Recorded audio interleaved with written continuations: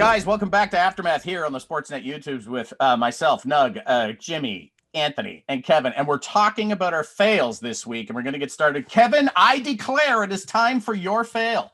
Yeah, gentlemen, I don't know if you know, but the Royal Rumble's on Sunday, and I am officially declaring my entry into the Royal Rumble. Thank you. Wow. Yes, I will be competing because I think that's all you have to do to compete in the Royal Rumble, unless you're one of three people: Drew Gulak, R-Truth, or there's one more person, Chad Gable, I believe it was.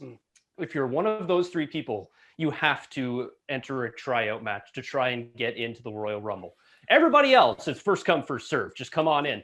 When can we get to the point where you actually have to compete to get into the Royal Rumble? I kind of understand AJ Styles. Does he have to compete to get into the Royal Rumble? No, okay, he can just go in. But at one point, do you say, like, you can't just say you're in. We have to declare that you're in. And also on the women's side, anybody can enter. Anybody. Let's just have some sort of set rule where you have to try and get in the Royal Rumble. That's all in mind. That's all.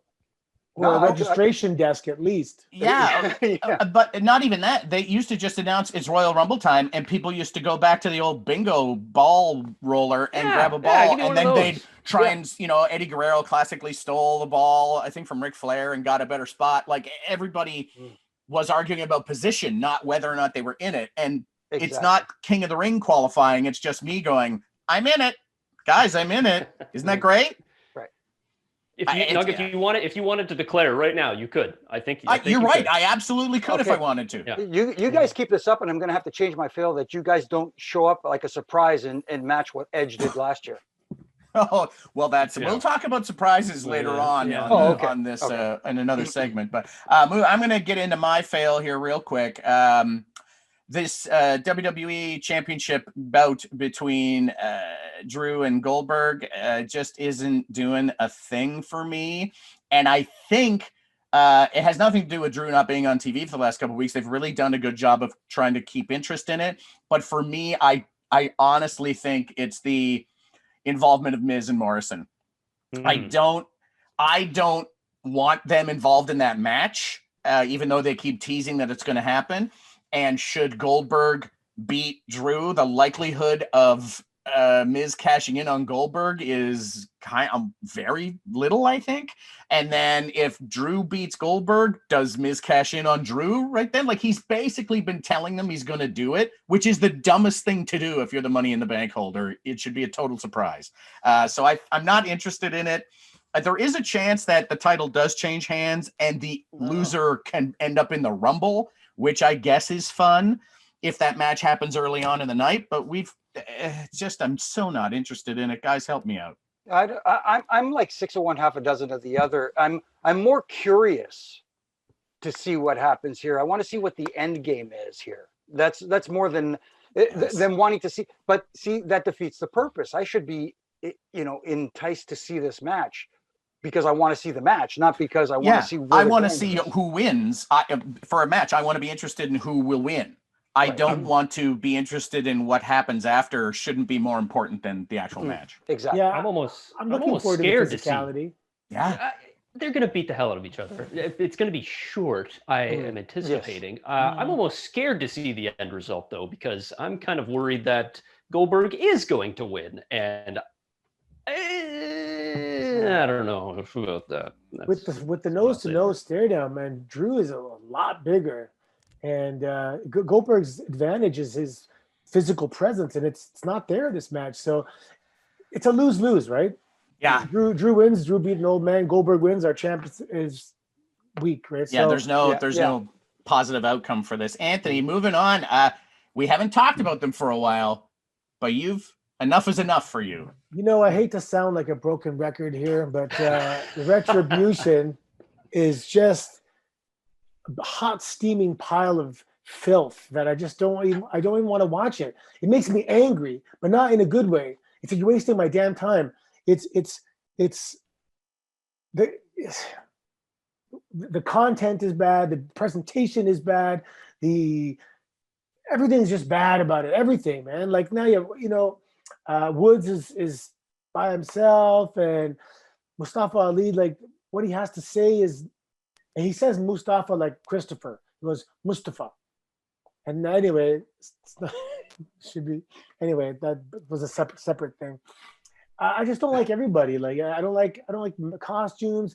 It's just stop. Just go. Like it's time. We'll like forgive you if you just stop. I get Mustafa Ali's beef with Kofi Kingston. Like I understand the concept of it, but I get that. Yeah. But if we go with that, then we have to go with needing reasons for everybody else in Retribution. We need to know why they're motivated to Tell do this. Their stories. We need to know their stories, and we're getting them on Twitter or we're getting them on Instagram, but we're not getting them on television, which is the most important place you can relay a story to get behind a character. Yeah.